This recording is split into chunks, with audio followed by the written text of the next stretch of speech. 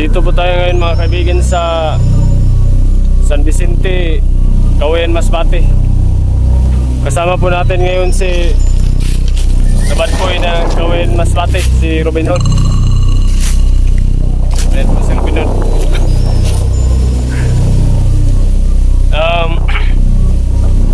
Ang pakay po natin dito mga kaibigan ay puntahan ang bahay na yan dahil sinasabi nila na mayroon raw nakatirang duwende sa bahay na yan. Kaya iniwan ng caretaker at lipat na dun sa bahay ni Jose Tamusa mga kaibigan. Ang bahay pala na yan mga kaibigan na ating nakikita ay bahay yan ni pagmamayari yan ni Edgar Montecalvo na kung saan ang bahay na yan ay yung mga kahoy na ginawa niyan, ginamit ay tahanan raw ng mga duwende na itim. Kaya yung tumira dyan noong nakaraang taon ay umalis at hindi na bumalik sapagkat sinaniba ng duwende na itim. Yan, dalawang klase raw na duwende ang kanyang nakikita.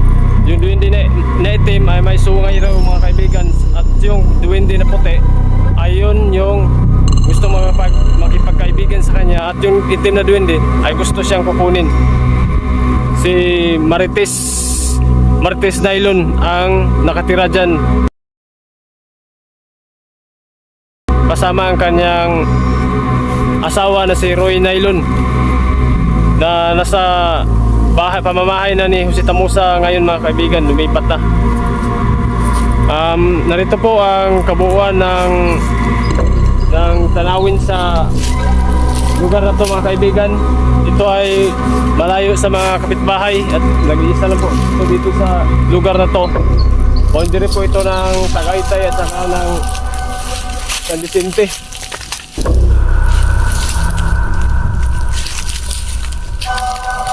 Yan, mabuti ngayon ay nakasama natin si Nabadboy ng Cauayan, Masbate, si Robin Hood, sapagkat pumunta po siya kahapon sa amin upang samahan po tayo. Minsan po hindi po natin siya nakasama sapagkat busy po yan, nagtrabaho yan doon sa may palengke ng Cauayan. Gritol, shout out tol. Shout out ako kay Gio, kay Jumar, lahat ng mga vlogger dyan. Pati suportahan lang po ang itong account ni Rapi Dumog. Lahat ng vlogger, mahal ko kayo lahat. Saludo. Okay. Shoutout nga pala kay GR Romulo Tero na nasa Maynila ngayon, at pati kay Marlon Tero, kay Joseph Tero. Shoutout din kay John Paul Piape, kay Jibs Kaparmers TV, at kay Lars Humawas TV. Shoutout din kay Ma'am Turenica ng Caloocan. Pinapa-shoutout niya po yung Sorosimbahan dyan sa may Esperanza. Shoutout po sa lahat ng taga Sorosimbahan Esperanza. Galing po yan kay Ma'am Nika Torre. Shoutout po kay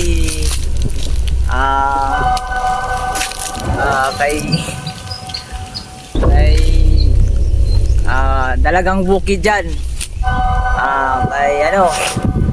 Kay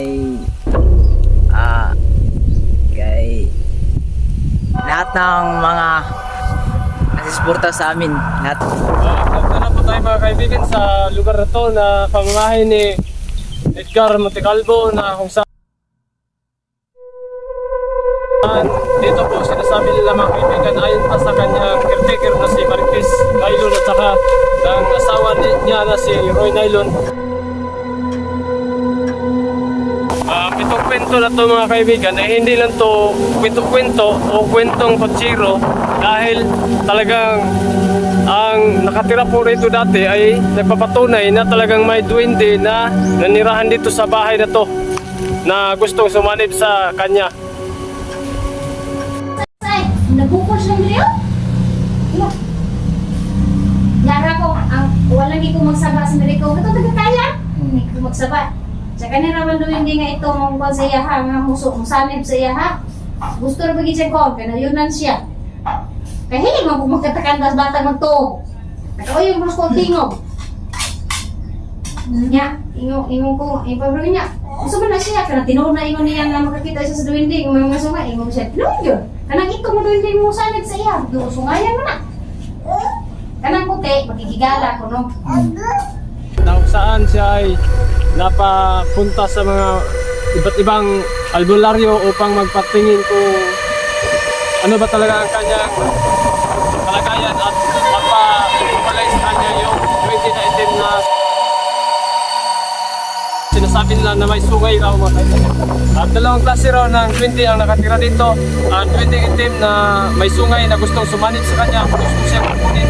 At yung 20 na puti na gustong magpagkaibigan sa kanya. At hindi na pagkaturo po kayo, napakita ko sa inyo kung ano po ang mga tanawin at sitwasyon dito sa lugar na to na sinasabi nila na bahay na abandonado ngayon at pinatatakutan na dito na yung nakatira sapagkat may dundi raw na nakatira dito. Dito po yung area natin. Ang lugar na to, lupa na to. Ito ay sa tingin ko mga kaibigan ay nasa 1 hectare lang siguro to. Ang sukat ito na nakalampay siya, nakabakod siya ng baboy. Pasok yung mga bakod na tagay rin mga kaibigan. Dito raw sinasabi ni Martes na yun na ang 20 raw, dito raw naglalaro yung mga duwindi na kanya nakikita. Ang duwindi na itim at saka duwindi na puti. Ito raw. Sa bato na to at saka yung mga kahoy dito na paho. Ito yung mga kahoy. Narito po ang bahay na mga kaibigan. Bahay na tinitirahan nila dati ni Marquis Taylor na kanilang iniwan dahil natatakot po siya sa duwende na itim na gustong sumanib sa kanya at gusto siyang kukunin. Ito po yung sitwasyon dito mga kaibigan. Siguro may marami siguro clients dito sapagkat may nakalagay sa loob na lambat o pukot.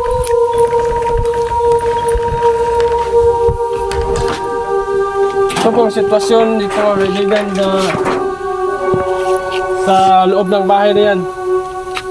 Yan may pukot pa mga kaibigan na nilagay sapagkat siguro may mga ahas dyan sa loob. Ang bahay na yan ay 2 kwarto siya. Yun, kwarto, tsaka dito, kwarto. Ito yung sala nila, yung down nila. Dito sila nakatira dati. At ito, may ano po siya mga kaibigan, may balon po. May balon po ang lugar, ang lapit ng bahay na to. Ito yung balon nila. Ito sila naliligo ni Marquis Taylor. Yan.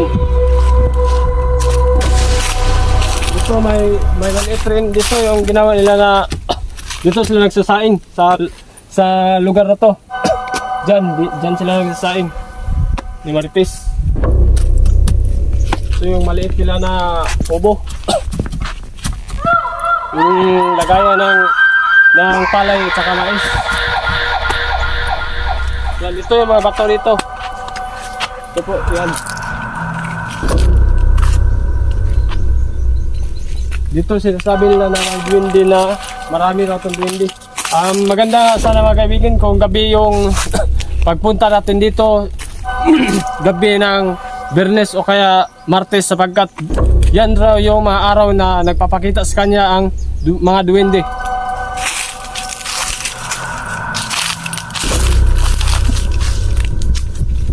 Yan eh. Iputin natin ang kabuuang lugar ng paligid ng bahay na to.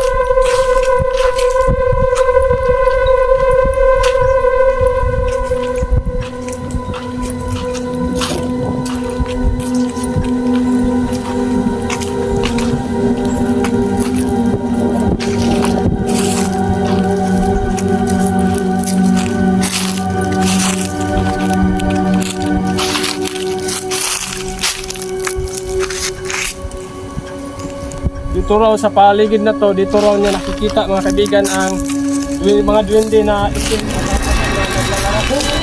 Ano kung Biyernes, araw ng Biyernes o Martes. Yan. Ayon pa kay Martes na mga kaibigan na ating nakapanayam ay ang bahay na to, ang materials na kahoy na ginamit nito, ginawa nito ay bahay raw ng mga duwende. Kaya nagalit raw ang mga duwende dahil pinalagari at ginawa ng may-ari na bahay na to. Ginamit ng bahay na to kaya nagalit ang mga duwende. Kaya galit sila pag mayroong nakatira dito sa bahay na to. Ito po yung sitwasyon dito. Ito yung mga tanawin. May mga kahoy. Saka peaceful ang paligid ng area na to. Kaya talagang hindi tayo magtataka kung bakit mayroon pong mga masamang espiritu o mga elemento na naninirahan dito sapagkat wala po silang disturbo.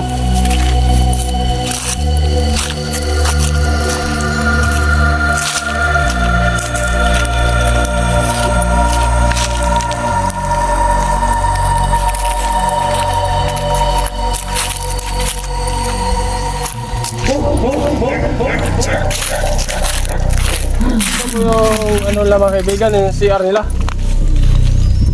Ito, dito sila nag-CR ni Martes Nylon.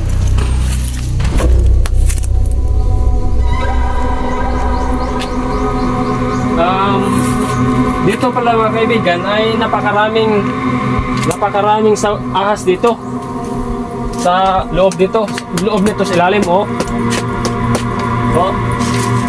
andito pa yung mga ahas na nakukuha sa kukutok sa lang. So, napakadaming ahas. Ang nakuha, ayun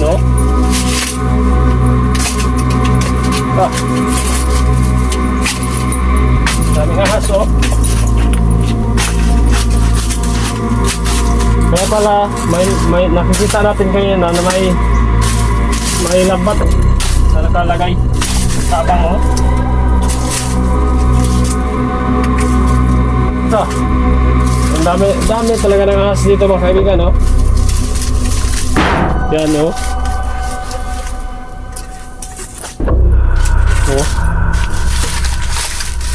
Delikado pala tong area na to kasi maraming ahas dito sa loob ng hukay nakapira ang mga ahas.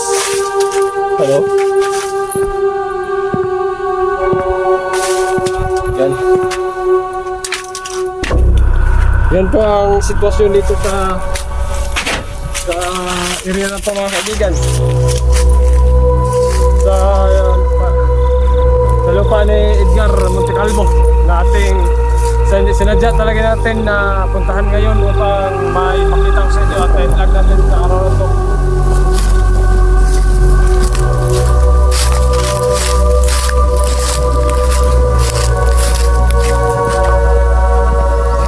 Napansin po natin na sobrang pong presko ang mga hangin na ating lakap ngayon sapagkat malilim po dito sa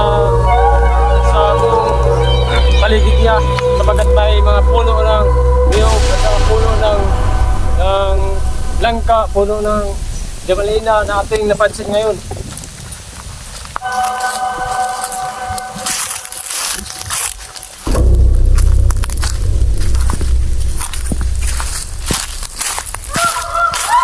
Ito yung jamalina na sobrang laki mga kaibigan Baka ito na yung sinabi ni Martes na ginamit raw sa bahay niyan. Baka ito raw yung sinabi niya na kahoy na pinalagari na tirahan ng mga duwende. Saka may bato pa, may malaking bato sa lapit nito Sa may bandang malapit lang sa baon. Ang patok.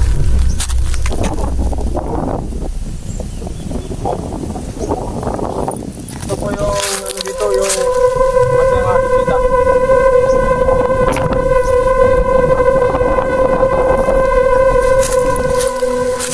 Sa lahat po pala ng mga sa lahat na mga nanonood ngayon ay pwede po kayo mag-comment at i-comment niyo po sa amin ang mga area na kung mayroong mga kuweba malapit sa inyo, pasukin po namin at puntahan po natin ang mga kuweba na yan upang ating ring masaliksik kung ano po yung mga tanawin dyan sa loob ng mga kuweba. Kaya kung meron po mga kuweba sa inyo malapit sa inyo na inyong nalalaman ay pwede po inyong i-comment at amin pong puntahan ni Robin Hood.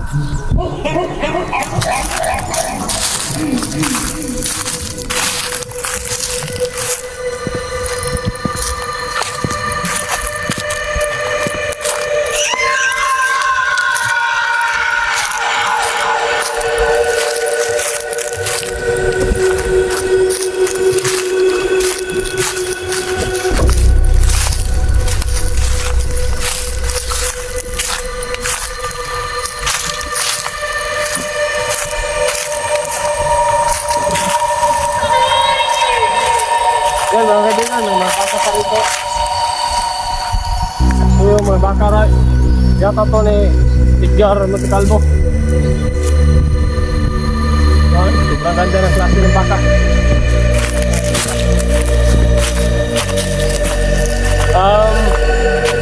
Yan na po, nagtatapos ang ating video sa ngayon mga kaibigan at maraming salamat din salamat ka pala sa inyong panonood at paki-like at paki-share sa video na to at comment nyo sa comment section kung meron po mga kuweba na gusto nyo po na pasukin namin, i-comment nyo lang po dahil puntahan po namin yan at papasukin po namin. Salamat po sa inyong panonood. Kasama nga pala natin ngayon si Dapat Boy ng Kalunos Arte, si Robin Hood.